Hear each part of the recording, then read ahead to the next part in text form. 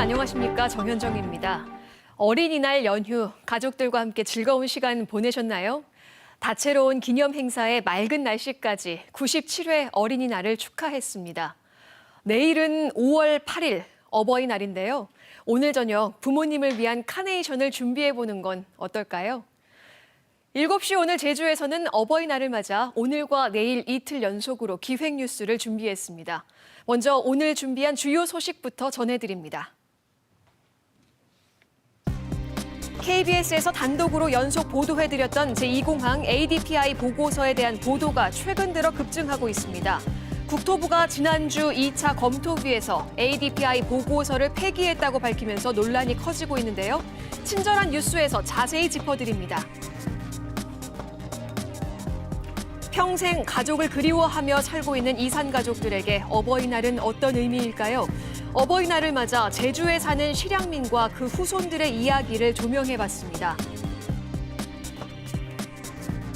총선 1년을 앞두고 주요 정당 도당위원장과 얘기 나누는 연속 대담. 오늘은 네 번째 시간으로 양윤영 민주평화당 제주도당 위원장을 초대했습니다.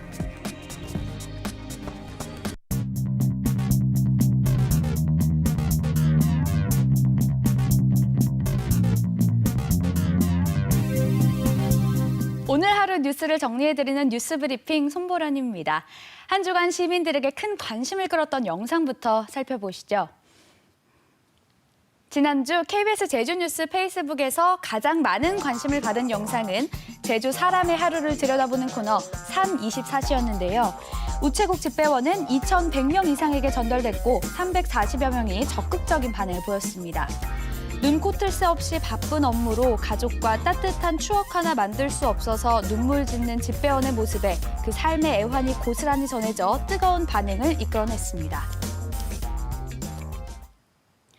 같은 코너인 보육교사의 하루 동안 많은 관심을 받았는데요. 아이들을 보살피면서 개인 업무까지 처리해야 하는 보육교사의 일과가 소개됐습니다. 이 영상은 1,200명 가까이 전달됐고 80여 명이 적극적인 관심을 표했습니다.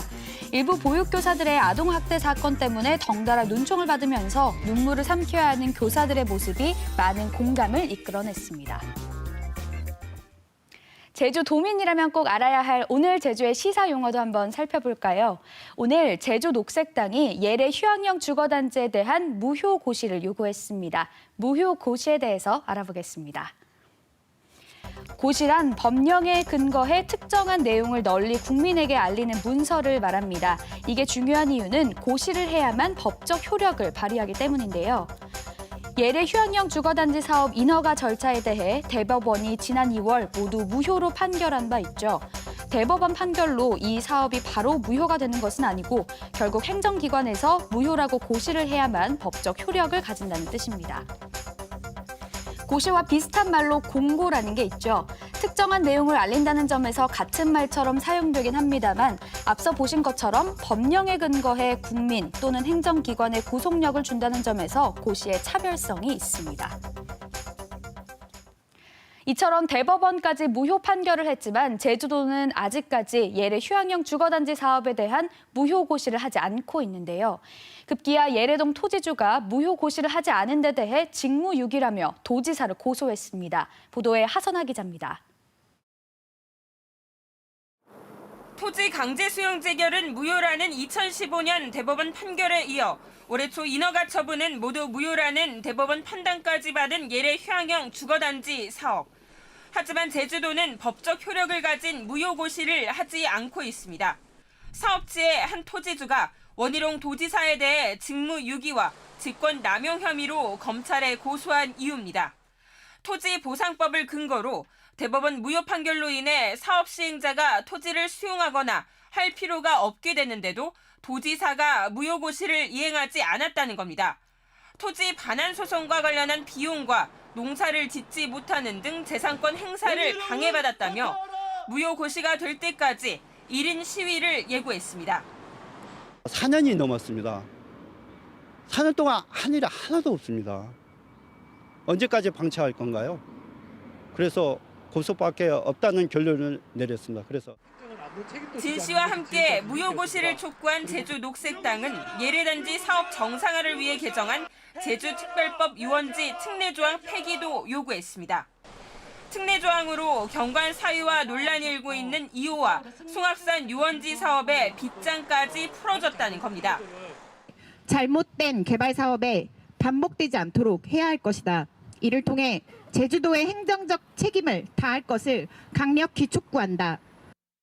제주도는 대법원 판결로 당연히 무효로 돼 별도의 행정행위가 필요한 건 아니라면서도 공식 입장은 내놓지 않고 있습니다. KBS 뉴스 하선아입니다. 대중교통체계 개편으로 버스 친절도가 나아질 거라는 도민들의 기대와는 달리 불편 민원이 급증하고 있는데요.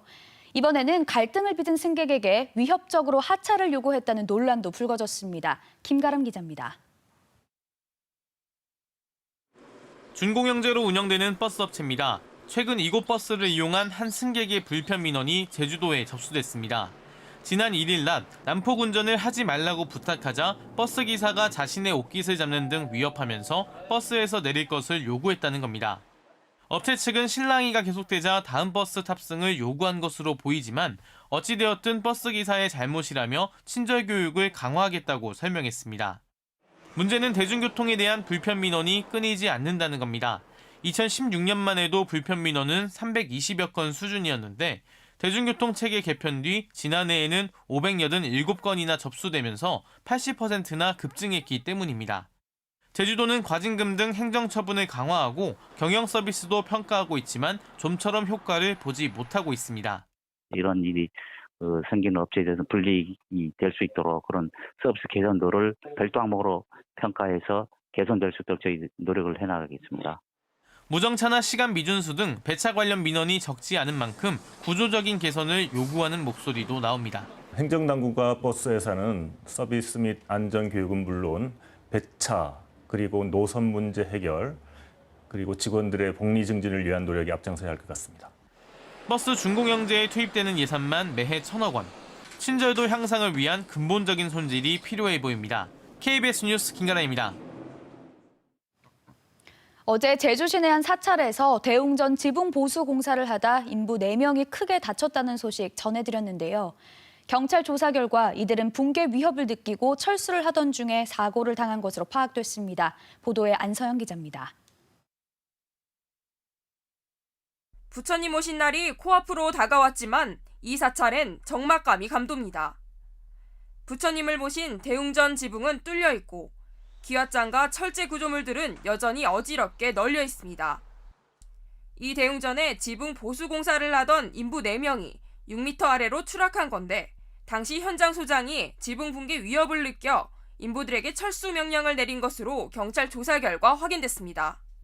인부들이 구조물을 타고 철수하다 지붕이 순식간에 무너지면서 기와장이 구조물을 덮쳤다는 겁니다.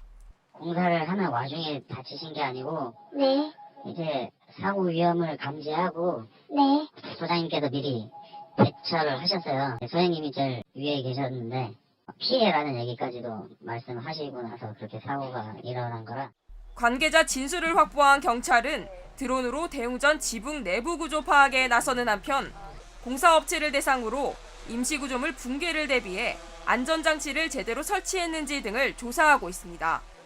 광주지방 고용노동청도 이번 사고를 중대재해로 보고 보수공사 중단 명령과 함께 산업안전보건법 위반 여부를 조사하고 있습니다. KBS 뉴스 안서영입니다. 4.3 희생자증과 유족증 발급 신청자가 한 달여 만에 2,000명을 넘어섰습니다. 제주도는 지난달 1일부터 한 달여 동안 희생자 13명, 유족 2,349명이 희생자증과 유족증을 신청했다며 이달 말부터 증서 발급을 시작해 유족들의 불편을 최소화하겠다고 밝혔습니다. 국립대병원 파견 용역 노동자들이 속한 보건의료노조 등은 제주대병원 앞에서 기자회견을 열고 병원 파견 용역 노동자의 정규직 전환을 촉구하며 천막 농성에 들어갔습니다.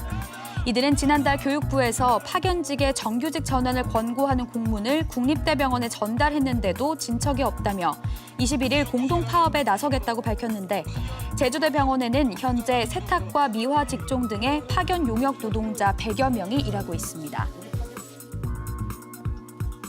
예래 휴양형 주거단지 사업과 관련해 제주도를 상대로 제기한 손해배상 소송에서 패소한 버자야 그룹이 항소했습니다.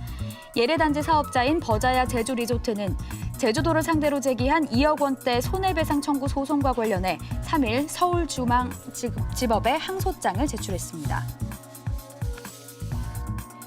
정치자금법 위반죄로 법정 구속된 현광식 전 제주도 비서실장에 대한 항소심 선고가 내일 제주지방법원에서 열립니다.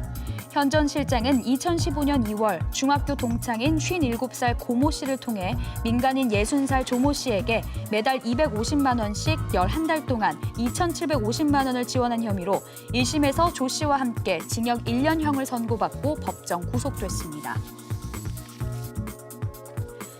오늘 오전 8시쯤 제주시 구자 앞 동복리 해안에서 몸길이 120cm의 상괭이 사체가 또 발견됐습니다. 해경은 죽은 지 보름 정도 지난 것으로 추정되며 불법 포획 흔적은 없다고 밝혔는데 멸종 위기종인 상괭이 사체가 제주 해안에서 발견된 건 올해 들어 33번째입니다.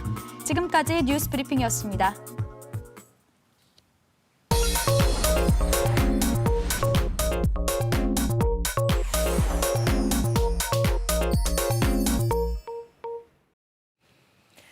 어렵고 복잡한 뉴스를 쉽게 설명해드릴 친절한 뉴스. 오늘은 제2공항과 관련해 그동안 KBS에서만 보도를 해서 긴가민가 하셨을 주제를 다뤄볼 텐데요. 최근 들어 또 관련 보도가 급증하고 있습니다. ADPI 보고서에 대해 깊숙이 들어가 보겠습니다. 최수민 기자 나와 있습니다. 안녕하십니까? 네, 안녕하세요. 네. 이 시간에 여러 차례 설명을 해드렸지만 그래도 처음 보시는 시청자분들을 위해서 ADPI 이 보고서가 뭔지 쉽게 다시 한번 설명해 주시죠. 네, ADPI는 프랑스 파리 공항공단 엔지니어링이라는 업체 이름입니다. 이 업체는 2016년 영남권 신공항 사전 타당성 용역을 도맡아서 수행하기도 한 세계적인 업체인데요. 그 제주공항 인프라 확충 사전 타당성 용역지는 2015년 이 ADPI와 계약을 맺고 현 제주공항 확충 방안 연구 용역을 하도급으로 맡겼습니다. 그런데 사전 타당성 용역 보고서엔 제주공항을 확충하는 내용이 거의 없습니다. 이 1억 3천만 원이라는 비용을 들여서 외국 전문업체에게 맡긴 내용을 반영하지 않은 건데요. 그래서 저희 KBS가 ADPI 보고서가 왜 없는지 계속 보도를 해왔던 겁니다. 잇따른 보도에도 국토부나 용역지는 ADPI 연구 내용을 공개하지 않았는데요. 국토부는 한술 더 떠서 이 보고서를 본 적도 없다고 했습니다. 이 검토위가 ADPI 보고서를 제출하라고 공식 요구하자 지난달 재가동된 1차 검토위에서 용역진을 통해 ADPI 측에 보고서를 다시 받을 수 있는지 요청했다고 밝혔습니다. 본 적도 없다고 했다가 이제 국토부가 지난주 열린 2차 검토위에서 ADPI 보고서를 폐기했다 이렇게 말하면서 또 다시 한번 논란이 된 거죠. 네, 사전 타당성 용역지는 물론 국토부마저도 보고서를 폐기했다고 밝히면서 이 자료를 은폐하려는 거 아니냐 이런 의혹이 커지고 있습니다. 상식적으로 1억 원이 넘는 비용을 들인 보고서를 폐기했다는 게 이해가 잘 되지 않는데요. 국토부는 용역 과업지시서 보안 규정에 따라 이 보고서를 폐기했다고 말했습니다. 그래서 과업지시서에 명시된 보안 대책을 자세히 한번 살펴봤습니다. 네, 과업지시서 제5조 보안대책 9항을 보면요. 과업 수행에서 생산된 자료 등의 폐기물은 보안관리 책임자 책임으로 분쇄 파기하거나 소각해야 한다고 되어 있습니다. 국토부 관계자 얘기를 들어볼까요? 사퇴했을 때 과업지시서 보시면은 보안 규정에 그게 명시돼 있습니다. 과업이 종료된 이후에 이제 그렇게 되는 걸로 알고 있는데요. 좀 확인해야 될 것 같습니다.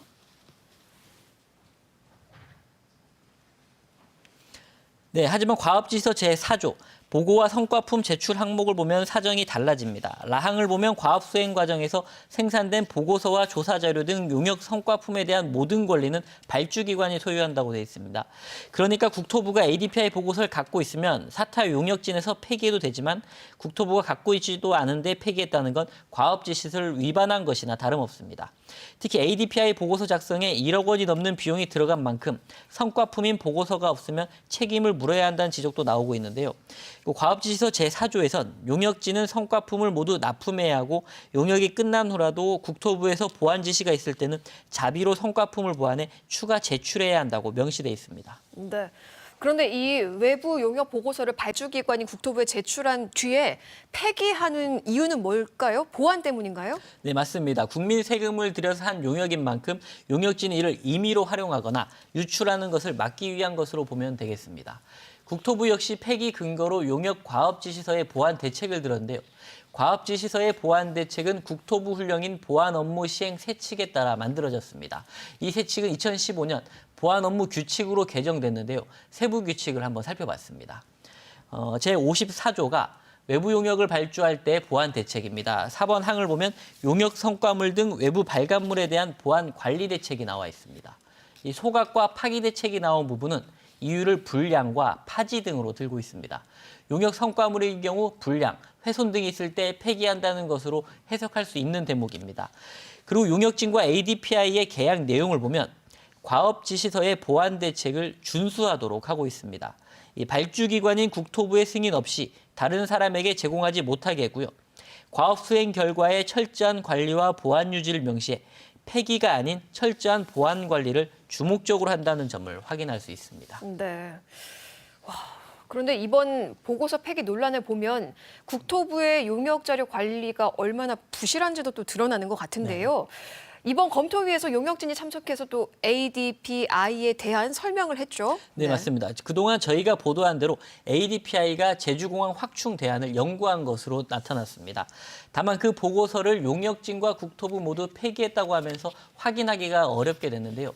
용역진은 검토위 회의에서 ADPI에서 연구한 제주공항 확충 대안이 모두 4가지였다고 설명했습니다. 첫 번째가 현재 제주공항 단일 활주로로 현재 시간당 35회 운항을 하고 있는데 44회까지 늘릴 수 있다는 대안이고요. 두 번째가 현재 활주로와 365m 떨어진 곳에 2200m 길이의 평행 활주로를 만들면 시간당 60회가 가능하다고 제시했습니다. 세 번째가 210m 떨어진 곳에 3200m 길이의 평행 활주로를 만드는 건데요.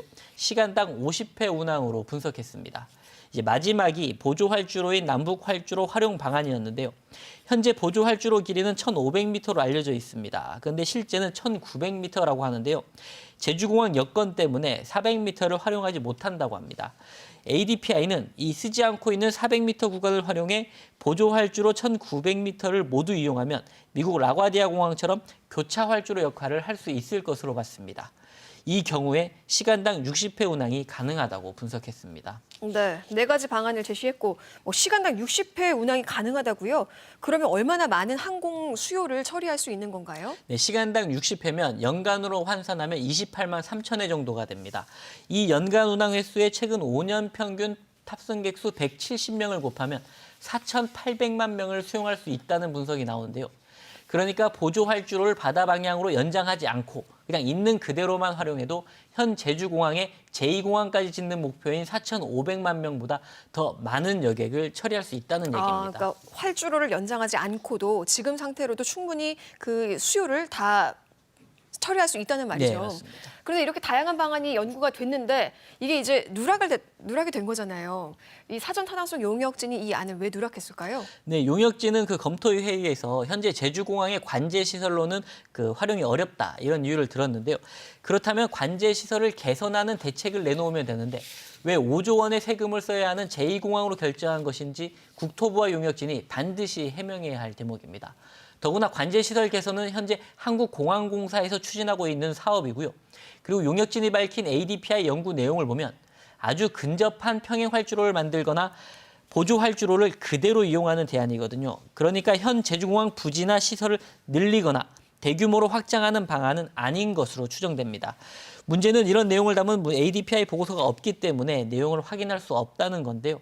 이 때문에 검토위에선 일부러 은폐한 거 아니냐 이런 의혹을 강하게 제기하고 있고 국토부 측 검토위원조차도 감사원 감사를 요청하자는 의견을 냈습니다. 이 공항 반대의 측은 감사원 감사 요청과 별도로 용역진과 국토부를 형사 고발하는 방안을 검토하고 있습니다. 네, 이 제주공항을 있는 그대로만 활용해도 제주도가 원하는 항공 수요를 충분히 감당할 수 있다는 것이 이 ADPI 연구 내용의 핵심이겠네요. 네. 사전 타당성 용역의 이 내용을 담게 되면 아마도 이 5조 원을 들여서 제2공항 짓는 명분이 없어지게 되는 거고요. 이런 결론 때문에 국토부나 용역진이 이 ADPI 보고서를 감추려 했던 게 아닌가 하는 의혹이 드는 대목입니다. 네, 최승민 기자 수고했습니다.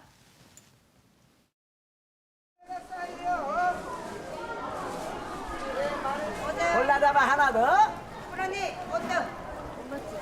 잡아 하나 더입니다. 하나 더. 같이 부를게요. 너무너무 좋아하네. 잡아 하나 더. 뭐 지를까? 팥 도나스, 찹쌀 도나스에 팥, 찹쌀 이거요 5,000원에 7개인지 8개 드릴게요. 아무래도 헛가서. 네. 잡아.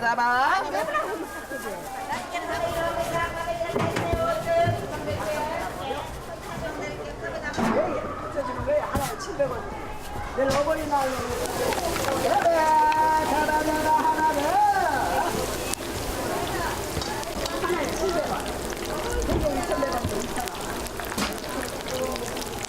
잡아 하나 더 드려요. 예, 고마워요. 고맙습니다. 잡아 하나 더.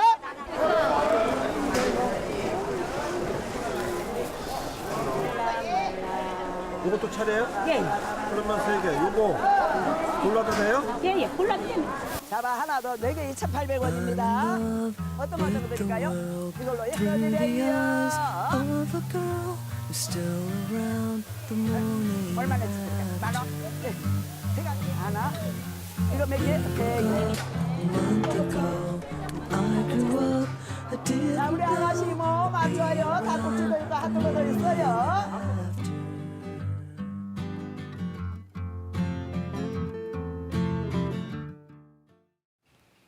새롭게 선보인 오늘 제주의 소리였습니다.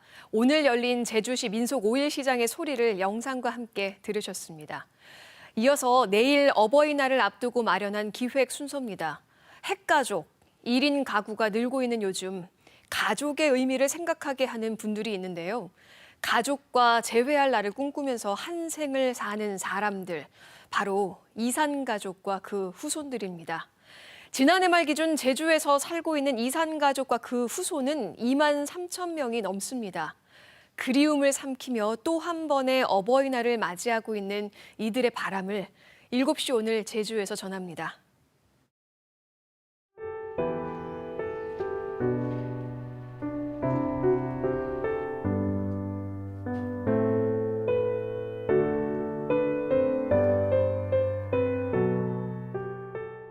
고향의 가족 식구 이름이요. 언젠가는 이산가족 찾기에 만날 것이다 하는 것을 하고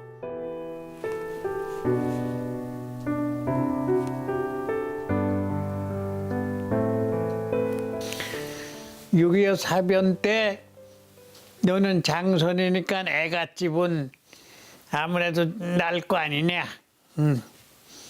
그래서 애갓집에 가서 이소라 하다가 이남으로 피난을 간다 이 소리도 못하고 왔기 때문에 더 간절합니다.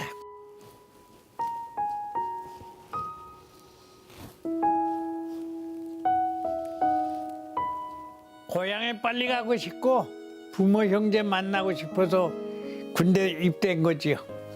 언젠가는 다시 터져서 올라갈 수 있지 않나 이런 생각에서 군대 생활 28년 동안을 정년퇴직하고 나왔습니다.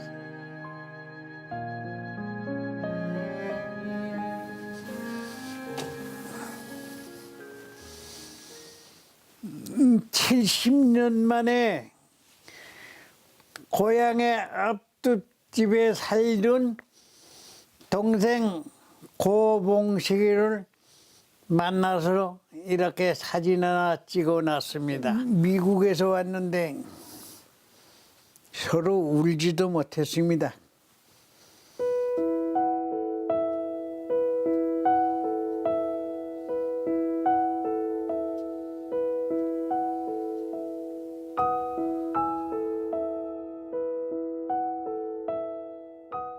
죽지 않고 만났으니까 다시 고향에 갈 때 같이 가자. 네, 이제 이런 얘기로 약속해놓고 언젠가는 우리 남북이 통일돼서 서로 오고 가고 할 수 있지 않냐 이런 포부를 가지고 지금 살고 있습니다.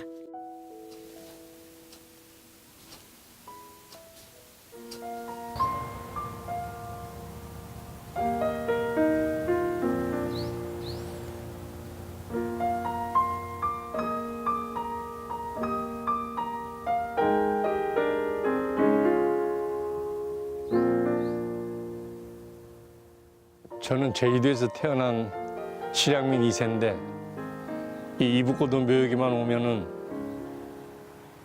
저 몸에 흐르는 DNA는 부모님 고향인 북녘 땅인 것을 새삼 확인됩니다.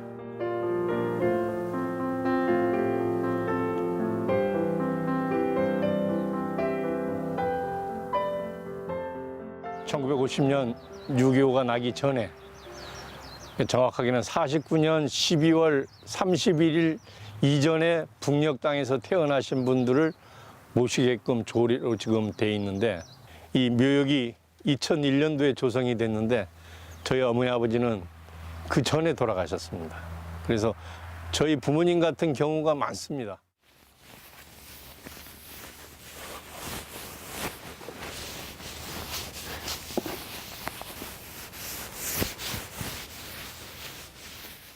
어릴 적에 아버님 손잡고 목욕탕 가가지고 아버님 등 밀어주는 그런 마음입니다. 오랫동안 못 밀어드린 거 이거 망향탑에 와가지고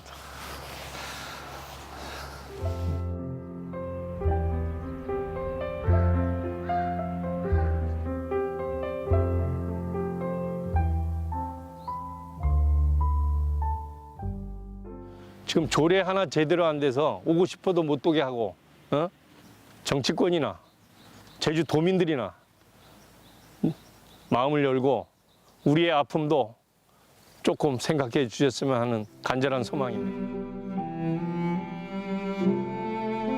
눈 감으면 그대 있고 눈을 뜨면 그대 없다. 오감을 자극하는 생채기 외로움.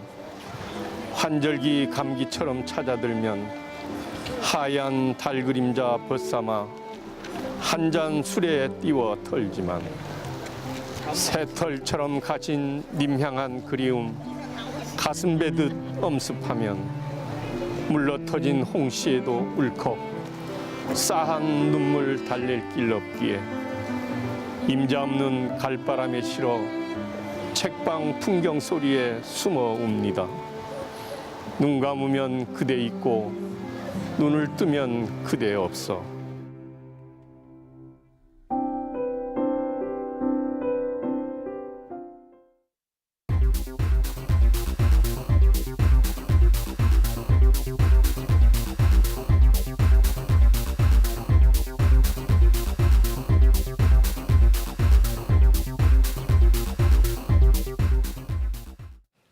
일곱 시 오늘 제주는 이제 1년도 채 남지 않은 내년 총선과 뜨거운 지역 현안을 놓고 주요 정당의 도당위원장과 얘기 나눠보는 연속 대담을 마련하고 있는데요. 출연 순서는 출연자들의 일정에 따라 결정했다는 점 알려드립니다. 오늘은 네 번째 주자인 양윤영 민주평화당 제주도당 위원장입니다. 안녕하십니까? 안녕하세요. 네, 반갑습니다. 네, 반갑습니다. 네. 민주평화당 제주도당 창당한 지 한 달 정도 지났습니다. 위원장께서도 민주당 계열의 민주통합당 제주도당 사무처장 출신이시죠? 네, 그렇습니다. 그럼에도 이 민주평화당이 필요한 이유가 뭘까요? 우선 저희 그 민주평화당이 창당되는 것은 좀 늦었습니다. 제주도당을 일찍 창당해야 되는데 네. 여러 가지 여건상 늦었습니다. 지금 제가 30년 이상 정치 생활을 하면서 지금 승자 독식의 거대 야당들의 거대 정당들의 지금 출연으로 인해서 다양한 목소리들이 전달이 되고 있지 않습니다. 그래서 이제는 거대 기득권 양당 구도의 틀을 벗어나서 다양한 국민의 의견을 수렴하는 다당제가 필요하다고 생각하고 이것이 시대적 사명이라고 생각합니다. 그래서 제주도당을 창당하게 된 가장 큰 이유는 확고하게 제주도를 대표하고 도민을 대변하면서 제주 미래를 열어가는 정당이 필요하다고 생각했습니다. 네, 이 민주평화당이 이제 국회 네 번째 정당 제3야당이긴 하지만 호남을 기반으로 한 이 지역 정당이 현실이죠. 제주도당이 어떤 역할을 할 수 있다고 보시나요? 네, 민주평화당 분명히 지적하신 대로 호남 지역을 기반으로 한 정당임은 사실입니다. 이를 부인할 수는 없습니다. 또한 이것을 극복하는 것이 저희 당의 과제이기도 합니다. 네. 원내 비례대표 3인을 포함해서 17명 국회의원을 가진 소수 정당이지만 현 정부의 그 개혁 입법 캐스팅 보터 역할을 하면서 개혁 야당으로서의 역할을 다 하고 있습니다. 또한 민주평화당은 전국 정당, 수권 정당으로 가기 위해 국민 신임을 얻을 수 있도록 제주도당이 불쏘시개 역할을 할 것이고 네. 제주에서부터 전국 정당으로 가는 역할을 할 수 있다고 저는 봅니다. 네, 내년 총선 1년도 남지 않은 상황입니다. 패스트트랙 지정을 둘러싼 이제 충돌로 정계 개편 가능성이 높아졌는데요. 민주평화당이 정계 개편 과정에서 갈 길은 무엇이라고 생각하시나요? 물론 뭐 여러 이견이 있겠지만요. 네. 민주평화당 입장에서는 세 가지 정계 개편 시나리오가 있습니다. 네. 첫째는 독자론이고 두 번째는 바른미래당과의 통합 또는 그 바른미래당 일부 세력과의 통합. 네. 세 번째는 민주당과의 통합, 이 세 가지 시나리오가 있는데요. 네. 현실적으로 저희들이 보면 바른미래당과의 통합 또는 바른미래당 일부 세력과의 통합이 가장 현실적인 방안이라고 봅니다. 가장 저희들이 이제 통합을 통해서 제3 대한정당으로서의 위치를 찾는 것도 네. 저희들은 중요하다고 봅니다. 네, 뭐 바른미래당과의 통합이 유력하다라고 말씀을 하셨지만 민주평화당 이제 유지를 한다면 네. 내년 총선에서 제주 지역구 후보를 낼 생각이신가요? 참 어렵습니다. 민주평화당 독자 후보를 낸다는 것은 현재 상황에는 제가 말씀드렸습니다만 네. 상당히 어려운 입장입니다. 그러나 정치는 생물이기 때문에 앞으로 정계 개편 등 전국적인 변수가 있고 또한 전국 주도를 위한 정당들의 치열한 공방이 있을 것이라고 저는 생각을 합니다. 민주평화당은 개혁 야당으로서 국민과 도민들의 신뢰를 얻다 보면 제주에서도 도당 지지세가 높아질 것이고 그러면 새롭고 좋은 후보가 나타날 것입니다. 그리고 그 후에 후보를 찾을 수 있다고 봅니다. 만약에 민주평화당으로 총선을 임하더라도 경쟁할 수 있는 후보가 출마할 수 있도록 도당에서 도민 신임을 얻도록 최선을 다하겠습니다. 주변에서 위원장님께도 뭐 출마할 생각 없느냐 묻는 질문이 많을 것 같은데 어떠신가요? 네, 맞습니다. 네. 특히 언론인 여러분들이 많은 관심을 가져주고 저에게 많이 물어오고 있는데요.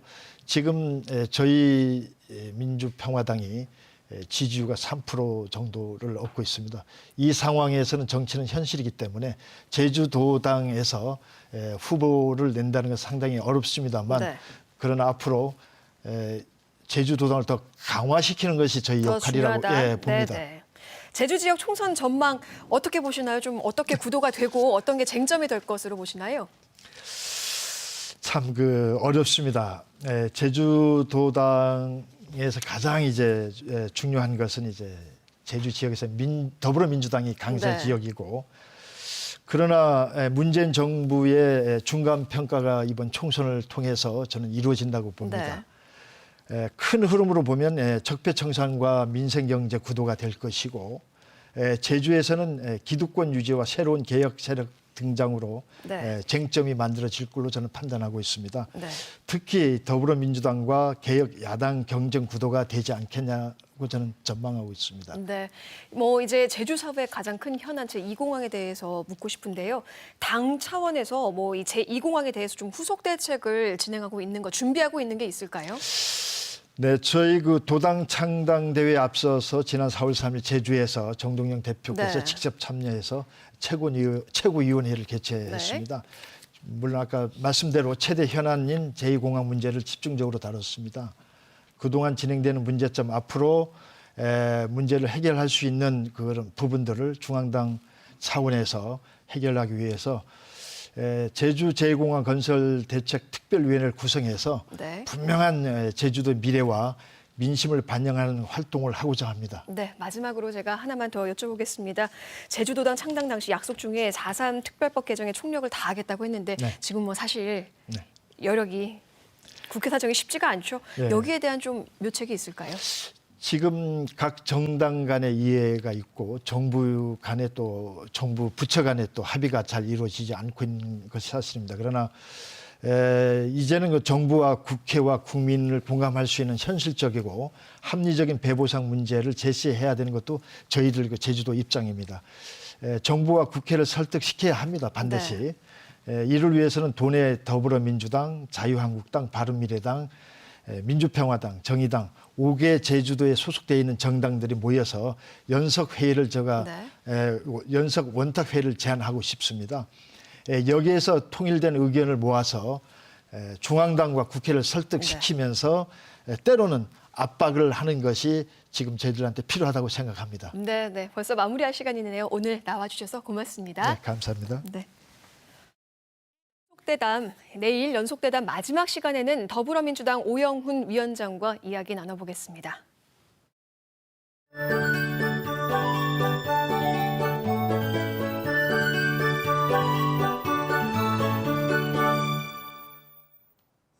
하늘은 구름이 없이 맑은 가운데 파란 하늘 보이고 있는데요.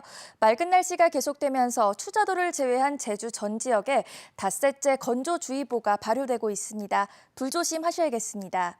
내일도 한낮 기온이 21도까지 오르겠는데요. 자외선 지수가 매우 높은 단계까지 올라 있어 낮 동안 강한 일사가 내리쬐면서 볕이 다소 따갑게 느껴지기도 하겠습니다. 자외선 차단 잘 해주셔야겠습니다. 벌어지는 일교차에도 각별히 유의해 주셔야겠습니다. 아침, 저녁으로는 다소 쌀쌀하고 한낮엔 기온이 훌쩍 오르면서 낮과 밤의 기온차가 매우 크게 벌어지는 곳이 있겠습니다. 옷차림에 신경 쓰시기 바랍니다. 내일의 지역별 날씨 살펴보겠습니다. 내일 아침 최저 기온은 11에서 13도 분포로 평년보다 약간 낮아 쌀쌀하겠고요. 낮 기온은 21도까지 오르면서 일교차가 크게 벌어지겠습니다. 내일 해상도 대체로 맑은 가운데 제주도 앞바다에서 물결이 최고 1.5m로 일겠고요. 제주도 남쪽 먼바다에 내려졌던 풍랑특보는 해제됐는데요. 내일 해상에 바람이 강하겠으니 항해나 조업하는 분들은 유의하시기 바랍니다. 주간 날씨입니다. 당분간 고기압의 영향권에 들어 맑거나 구름 많은 날들이 이어지겠습니다. 날씨였습니다. 잠시 후 9시 제주 뉴스에서는 7시에서 준비한 소식 말고도 제2공항 추진과 관련해 조명받고 있는 보전지역 조례 개정안 속보도 전해드립니다. 많은 시청 바랍니다. 어제는 여름이 시작되는 절기 입하였죠. 봄이 된 지 엊그제 같은데 시간은 이미 여름을 향해 달리고 있습니다. 빠르게 흐르는 세월이지만 우리는 100세 시대에 살고 있고 시간은 충분한 듯 느껴집니다. 하지만 뒤로 미루지 말아야 할 것이 있죠. 바로 가족에게 사랑을 표현하고 부모님께 감사함을 전하는 겁니다. 어버이날을 준비하는 따뜻한 저녁 되길 바랍니다. 7시 오늘 제주, 내일 찾아뵙겠습니다. 시청해주신 여러분 고맙습니다.